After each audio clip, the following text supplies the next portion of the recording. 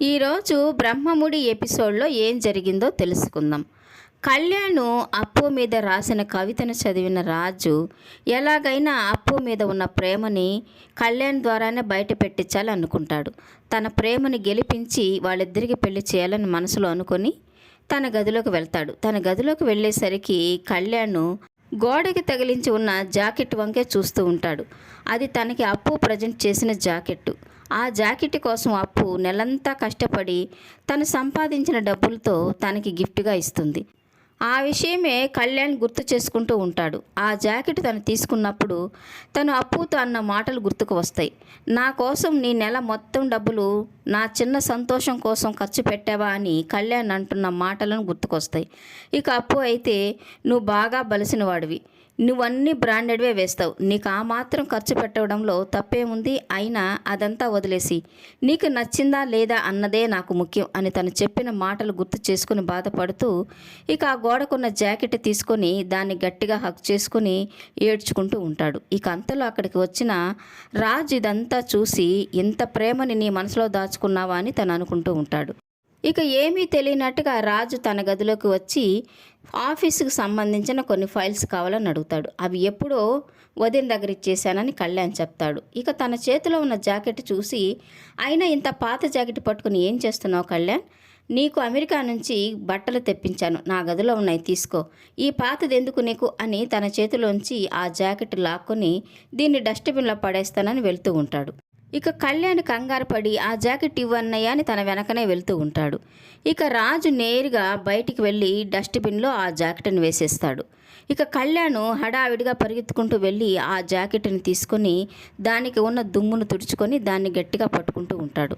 అప్పు మీద నీకు ప్రేమ ఉందని నేను ఎప్పుడో తెలుసుకున్నాను కళ్యాణ్, కానీ ఆ విషయాన్ని నువ్వెందుకు బయట పెట్టలేదు? అప్పు మీద అంత ప్రేమని నీ మనసులో దాచుకున్నావు. నీ స్నేహాన్ని ప్రేమగా ఎప్పుడు మార్చుకున్నావు? తను పెళ్లి చేసుకుని దూరంగా వెళ్ళిపోతుందని తెలిసినా కూడా నువ్వెందుకు ఆ విషయాన్ని బయట పెట్టలేదు అని రాజు అడుగుతూ ఉంటాడు. ఇక కళ్యాణ్ అయితే, నా ఫ్రెండ్ పెళ్లి చేసుకొని నాకు దూరంగా వెళ్ళిపోయి తను సంతోషంగా ఉంటుంది అని తెలిసినప్పుడు నాకు సంతోషంగా అనిపించింది, కానీ తను నాకు దూరం అయిపోతుంది, ఇక మా స్నేహం అంతటితో ఆగిపోతుంది అని తెలిసినప్పుడు చాలా బాధగా ఉందన్నయ్య. నాకేం చేయాలో నాకే అర్థం కావడం లేదు. నా మనసులో ప్రేమని నేను ఎలా బయట పెట్టాలో నాకు అర్థం కావడం లేదని తను చెప్తూ ఉంటాడు. ఇక కళ్యాణ్ రాజు మాట్లాడుకునే మాటలన్నీ రుద్రాని కిటికీలోంచి వింటూ ఉంటుంది. ఈ కళ్యాణ్ నేను అనుకున్నంత పని చేశాడు. కళ్యాణ్ అప్పుని ప్రేమిస్తున్నాడన్న విషయం తెలిసిన రాజు ఊరికే ఉండడు. ఖచ్చితంగా వాళ్ళిద్దరికీ పెళ్లి చేయడానికి ప్రయత్నిస్తాడు. ఎలాగని ఈ పెళ్లిని ఆపాలి, ఈ విషయాన్ని దానిలక్ష్మితో చెప్పి విషయం అంత దూరం వెళ్లకుండా చూడాలని తను అనుకుంటూ ఉంటుంది. ఇక అప్పుని చూడడానికి పెళ్లివారు వస్తున్నారనేసరికి స్వప్న, కావ్య అప్పుని అమ్మాయిలాగా రెడీ చేస్తారు. తనకి చీర కట్టి నగలు వేసి తనని అలంకరిస్తారు. ఇక అద్దంలో చూసుకున్న అప్పు అయితే, నేనేమీ బాగలేదు, నాకు నేనే నచ్చలేదు, ఇక ఆ పెళ్లి కొడుకు నేనే నచ్చుతాను, నేను ఎలా ఉన్నానో అలాగే వాళ్ళకి కనిపిస్తాను, నాకు ఈ చీర వద్దని తను చెప్తూ ఉంటుంది. ఇక స్వప్న, కావ్య అయితే అప్పుకి నచ్చ చెప్తూ ఉంటారు. ఈ చీరలో నువ్వు చాలా బాగున్నావని వాళ్ళు చెప్తూ ఉంటారు. ఇక అక్కడికి వచ్చిన బంటి అప్పును చూసి అప్పు చీరలో ఏమీ బాగలేదని నవ్వుతూ ఉంటాడు. ఇక నేను చెప్పాను కదా బంటి కూడా నచ్చదని, ఇక ఆ పెళ్ళికొడుకు ఏం నచ్చుతాను, నాకు ఈ చీర వద్దు అని అప్పు మొండిగా చెప్తూ ఉంటుంది. ఇక కనకం వాళ్ళ ఇంటికి పెళ్లి చూపులకని అబ్బాయి వాళ్ళ అమ్మా నాన్న వస్తారు. ఇక స్వప్న, కావ్య వెళ్ళి అప్పుని అలాగే ప్యాంటు షర్ట్లో తీసుకొని వచ్చి కూర్చోపెడతారు. ఇక అది చూడగానే కనకం చీర కట్టించి తీసుకురమ్మంటే ప్యాంటు షర్టు వేసుకొచ్చారేంటి అని పెళ్లి కొడుకుతో చెప్తూ ఉంటుంది. ఏమనుకోకండి బాబు, నాకు మగపిల్లలు లేకపోయేసరికి ఈ అమ్మాయికే ప్యాంటు షర్టు వేయడంతో తను ఇలాగే అలవాటు పడిపోయింది, మీరేమి అనుకోకండి అని తను చెప్తూ ఉంటుంది. ఇక పెళ్లి కొడుకు కూడా అలాంటిదేమీ లేదు, అందరూ ఇప్పుడు ప్యాంటు షర్ట్లు వేసుకుంటున్నారు, ఎవరికి ఏది కంఫర్ట్గా ఉంటే అదే వేసుకోవడం తప్పే లేదని తను చెప్తూ ఉంటాడు. ఇక ఆ మాటకైతే కనకం చాలా సంతోషపడిపోతూ ఉంటుంది.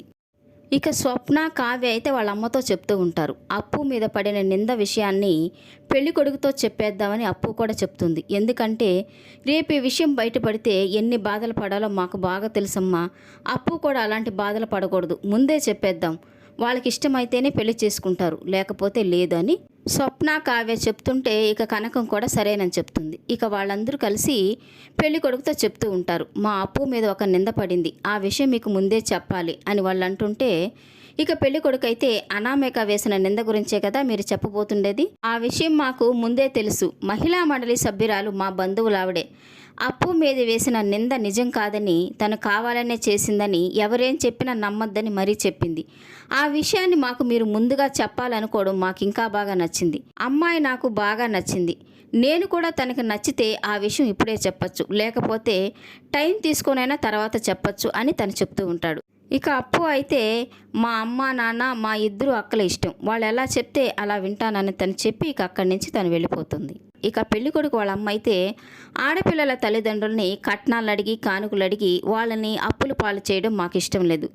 ఏ హడావిడి లేకుండా గుళ్ళో పెళ్లి చేసి అమ్మాయిని మాతో పంపించండి చాలు అని తను చెప్తూ ఉంటుంది. ఇక పెళ్ళికొడుకు అయితే ఎంగేజ్మెంట్ అని పెళ్ళని ఇన్ని ఖర్చులు అవసరం లేదు, ఒకేసారి పెళ్లి ముహూర్తాలు పెట్టి చేయండి చాలు అని తను చెప్తూ ఉంటాడు. ఇక ఆ మాటతో కనకం వాళ్ళ ఆయన స్వప్న కావ్య అయితే చాలా సంతోషపడిపోతూ ఉంటారు. మీలాంటి సంస్కారవంతులు చాలా తక్కువ మంది ఉంటారు, చాలా సంతోషం. మీరు అనుకున్నట్టుగానే మీరు చెప్పినట్టుగానే ఈ పెళ్లి జరిపిస్తామని చెప్పి ఇక పంతుల్ని ముహూర్తం పెట్టమని చెప్తారు. ఇక పంతులు ముహూర్తం చూసి దగ్గరలో శుక్రవారం ముహూర్తం ఉందని తన ముహూర్తం పెడతాడు. ఇక జరగబోయే ఎపిసోడ్లో కావ్య స్వప్న అప్పు దగ్గరికి వెళ్ళి నీకు ఈ పెళ్ళి ఇష్టమేనా అని తనని అడుగుతూ ఉంటారు. ఇక తనేమీ సమాధానం చెప్పకుండా ఆలోచిస్తూ ఉంటుంది.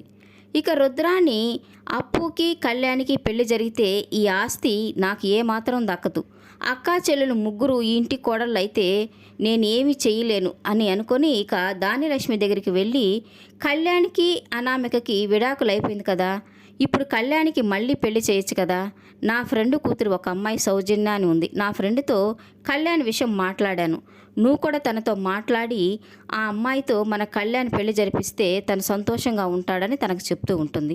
ఇక దానిలక్ష్మి అయితే ఆ విషయం గురించి ఆలోచిస్తూ ఉంటుంది. ఇక దానిలక్ష్మి రుద్రాని మాటలు విని కళ్యాణ్కి పెళ్లి ప్రయత్నాలు మొదలు పెడుతుందా, ఇక కళ్యాణ్ అప్పు మీద ఉన్న ప్రేమను ఎలా బయట పెడతాడు, తనని ఎలా దక్కించుకుంటాడు అనేది ముందు జరగబోయే ఎపిసోడ్లో తెలుసుకుందాం. ఈ వీడియో నచ్చినట్లయితే లైక్ చేయండి, సబ్స్క్రైబ్ చేయండి. ఈ సీరియల్పై మీ అభిప్రాయాన్ని కామెంట్ సెక్షన్లో మెన్షన్ చేయండి. Thank you for watching.